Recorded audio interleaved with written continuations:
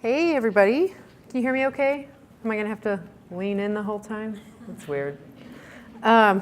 So I got the session right before lunch, which I'm hoping will minimize the heckling, but hopefully, I'll go through this quickly and we'll get out a little bit early. So my name is Nikki Guillot and I'm with the City of Vancouver, Washington. I've been there about 2 years and I was with Ecology previously, but I do a lot of our Phase 2 permit management tasks. I do a lot of illicit discharge investigations, post-construction inspection, outreach. I cover a lot of those minimum measure type things. And I'm going to talk today about one of our activity grants that we got from the Department of Ecology. So a little bit of background on the City of Vancouver. Oh, I had a little bit of tech issues, so my slides are not going to be as awesome as I had hoped, but bear with me. Work with what we have. There we go. Okay, so this is a not so great map of the City of Vancouver. Some quick stats, it's about 46 square miles. Population is around 160,000. We're right along the Columbia River. We're just north of Portland. So if people ask, I just tell them I'm from the Portland area. Vancouver is a suburb of Portland. We have 2 main watersheds, Burntbridge Creek and Fishers Creek, and we're a Phase 2 municipal permittee. And so from the breakfast this morning, I discovered I need to clarify MS4 is municipal separate storm sewer system. So Portland has a combined sewer system, but we have a separate sewer system. And we're a Phase 2 permittee. The entire city limits is a critical aquifer recharge area. So if you're familiar with that terminology in the state of Washington, it's a little unusual to have the entire city a CARA. But these blue circles are water stations. And so you can see how they're sort of spread out all over the city. And that definitely creates some challenges. Vancouver's infrastructure is primarily infiltration based. So we have a lot of historic infrastructure in place. And some of the challenges that come along with infiltration in Vancouver are seasonal high groundwater. There are definitely areas where we're infiltrating and getting very close to that groundwater in some different parts of town. We have a lot of aging dry wells, a lot of infrastructure that was put in without a lot of design or integration because of the decentralized nature of the systems. There's a lot of private facilities where structures were put in without really any oversight from the city historically. And we have a sole source aquifer, so there's definitely concerns with private facilities putting in dry wells and infiltration trenches and just a myriad of infrastructure that brings risk to the aquifer. We started our stormwater control ordinance around 1996, so we did start managing looking at control and treatment, but there was already a lot of this, because of the great infiltration rates, a lot of this infrastructure going in. This is a risk map. It's a amalgamation of data and modeling and different sources of data, but the bottom line is here the colors kind of show you that when you look at the water stations and the travel times and you overlay some of the soils information, the city is just really permeable. You end up with this kind of Swiss cheese is the message of this slide. Like there are only very marginal areas that don't have groundwater risk. And so that's where we evolved into having the whole city be a critical aquifer recharge area because there really are risks in the groundwater all across the city limits. So our private stormwater facility maintenance requirements, of course, come out of the Phase 2 permit. There is a maintenance requirement there. But our ordinance, because we do have a lot of facilities that predate that permit requirement, our ordinance is very broad. All stormwater facilities shall be inspected and maintained, and it's very general so that they operate as designed. So that leaves us a lot of flexibility on facilities that were approved with our early version of the ordinance, pre-permit, with facilities that weren't necessarily, didn't go through the city design process. They have to comply with some sort of design intent.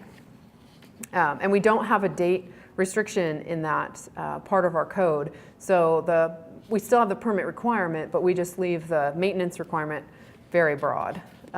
We do refer back to the state manual in our standard operating procedures. And we retain the authority to inspect. That's detailed out in the ordinance further down, but it leaves us the opportunity to go on to private property and not related to a permit date. You know, we can go on to private property to look at your drainage facility anytime.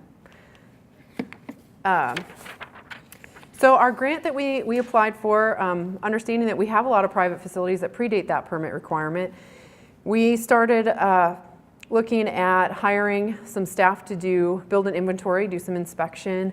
In 2014, we put in a request for an ecology activity grant type, and we were looking at about $80,000. We started out with a little higher goal and kind of scoped it down in the grant negotiations, but our goal is to get 300 sites inventoried.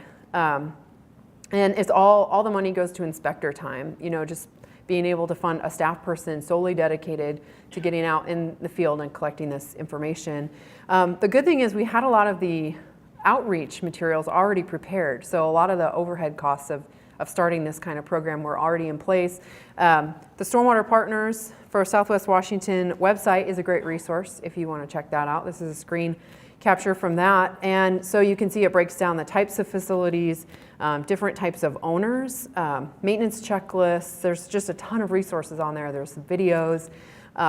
So a lot of our follow-up on these inspections refers back to those existing resources. There's a great print material booklet. All of that was ready to go. So we just were able to dovetail the grant funding specifically into the inspection piece. And that grant agreement goes through June 2018. So we ended up getting a 2-year window to conduct these inspections.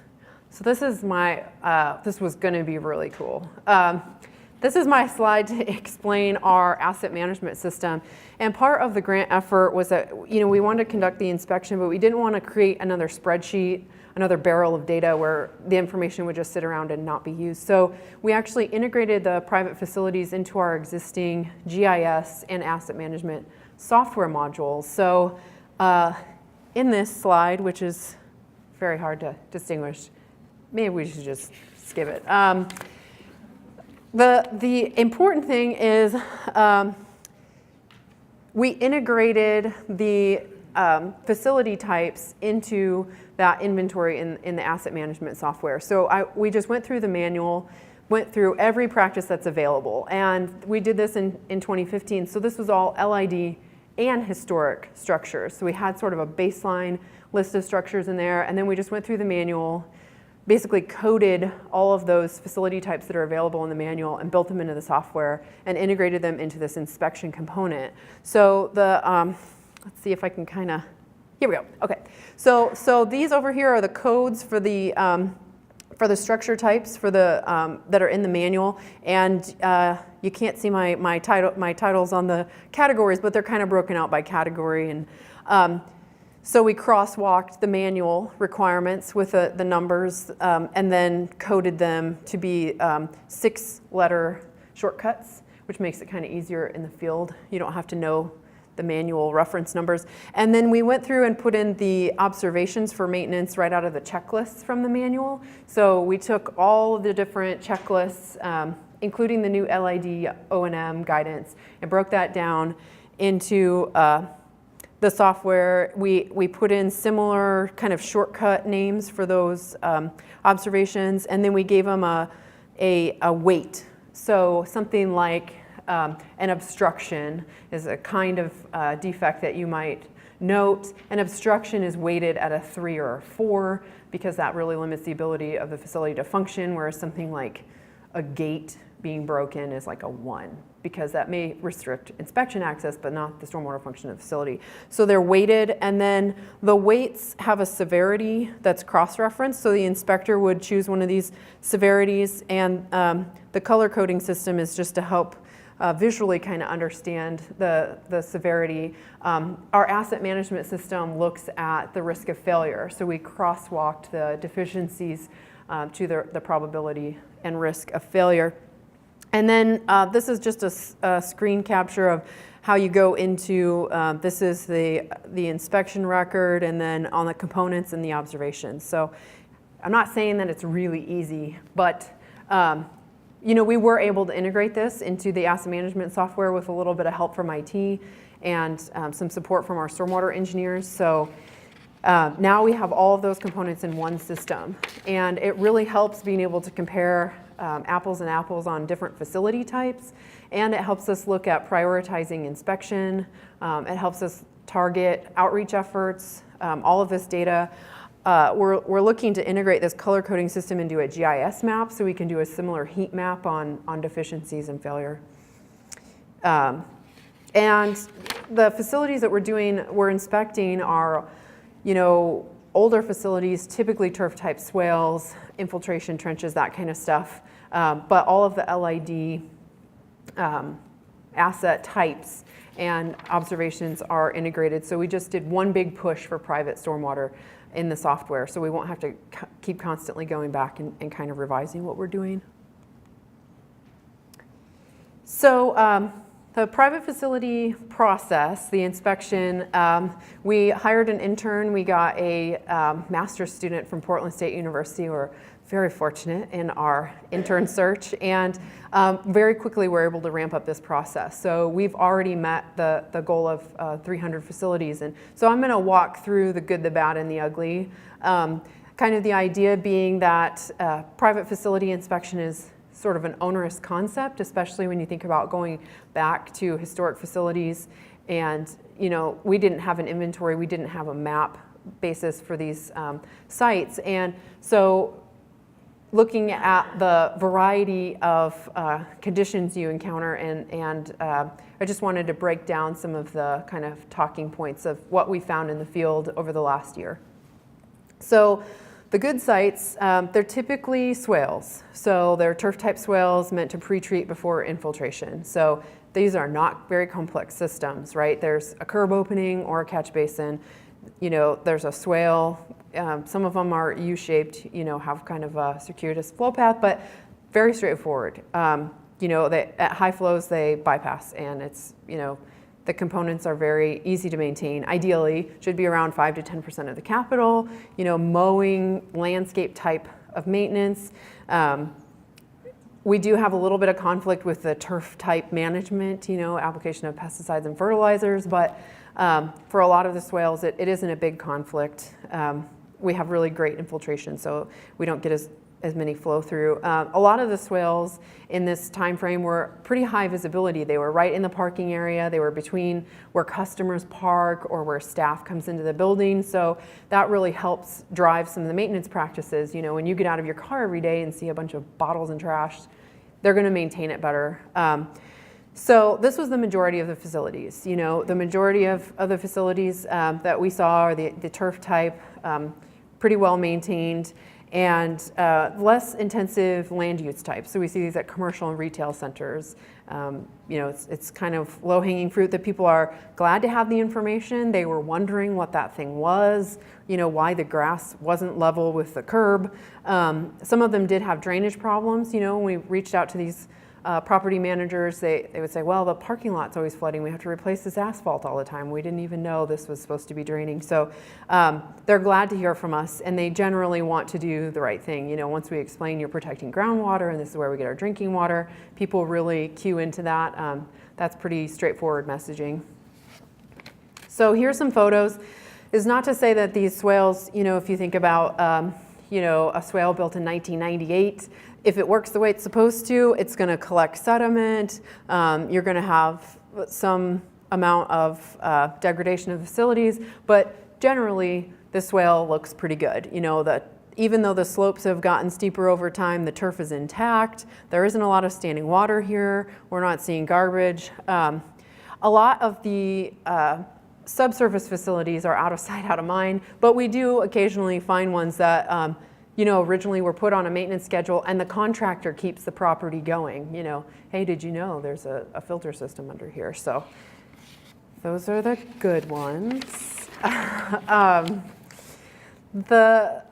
And I'm calling these the bad, but it's just relative, right? So the more challenging sites,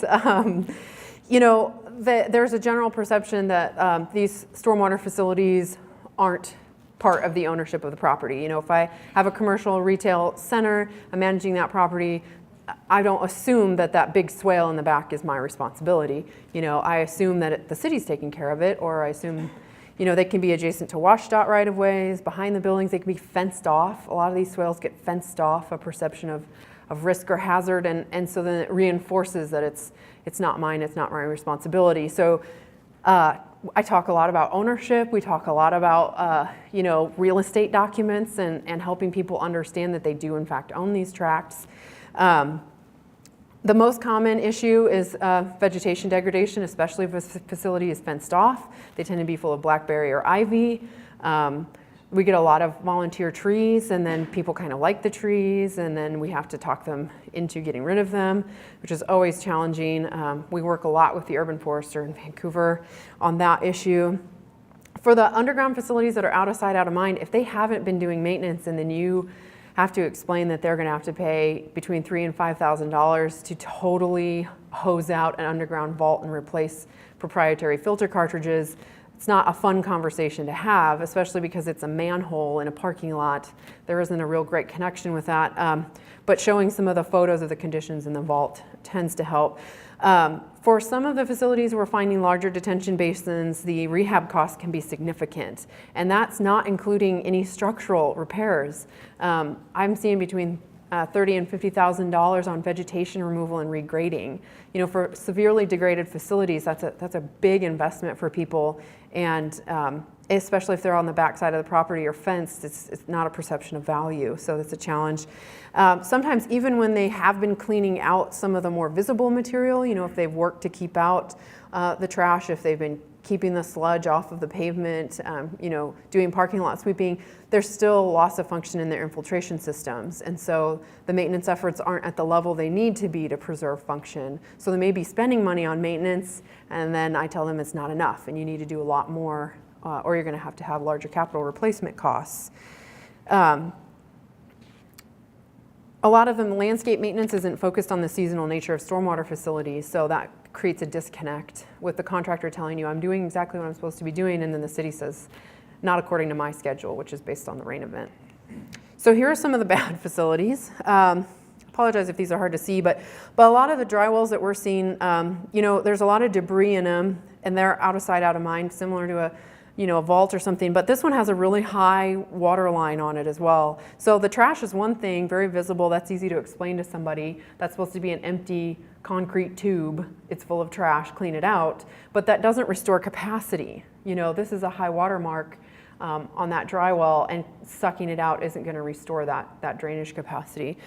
This is a detention basin where the outlet's totally blocked by trash.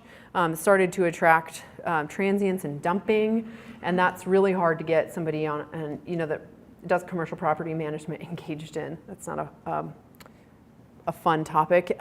Just debris and trash, you know, stuff that can clog pipes, get wedged in pipes, damage infrastructure. Those are costly repairs.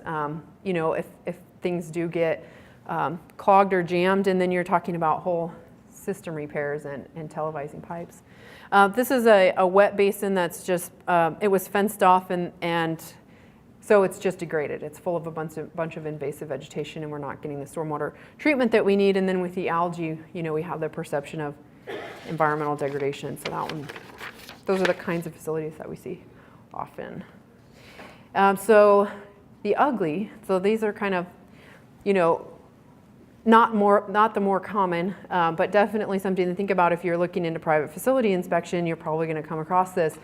The idea that, oh yeah, we had something wrong with that facility, but we fixed it. You know, something was going on over there and it wasn't draining, and I called a guy and I spent $100,000 and now it's fixed. And then I come out and say, well, no, none of that is going to apply. You know, all of that investment that you made doesn't match the approved plan, and so we have to kind of go back to the drawing board. That's not a fun conversation to have. Costly modifications, you know, so many rocks. All of these swales, like people just don't like to mow them, so they get to be full of all kinds of, you know, very pretty landscape materials that don't help with water quality function, and then people apply a lot of pesticides to them, so they actually hurt water quality. The worst, I think some of the worst challenges we've had are on transient activity. There's a lot of camping in detention facilities in particular because they're out of sight, out of mind. and getting folks to clean those up. You can't get a landscape contractor to clean a homeless camp, in my experience. So it's very challenging. And then preventing dumping, controlling access, but then also having access for maintenance. Detention pond systems, if they hold water, they require a lot of very specific maintenance. And so that's a specialized contractor with a premium cost. And then invasive plants from other facilities. It's hard to get private drainage facilities cleaned up when WashDOT is right next door. We share that burden.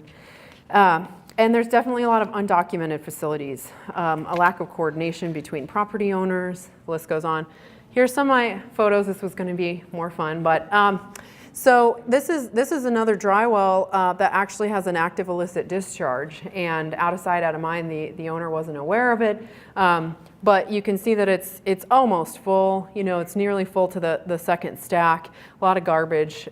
There's soapy water in there, and that's reconfiguring an entire system. That's not one structure. This is a detention basin in a homeowners association area, completely full of ivy and trees. I mean, you can't even see the thing.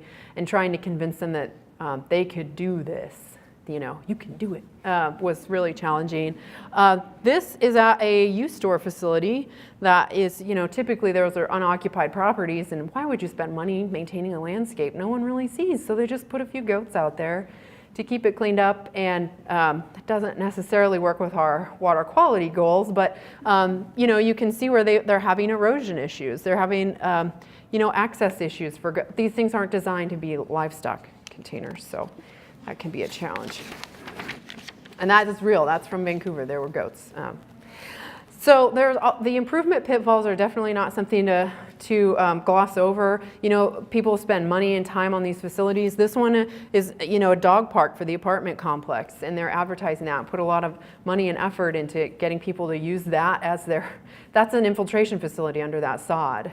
And so what those circles are, right? So the tiny dogs that are trapped in the apartments all day are relieving themselves right over the infiltration facility. That's they're investing money in fencing it and promoting it as a dog park. And this is a swale that, it had a curb opening, and it would periodically fill up as swales do and then drain down. And in between these apartment buildings, and the apartment manager said, well, it was this huge drainage problem. All this water would stand here, and we fixed it. We piped it all directly into a dry well and bypassed the system.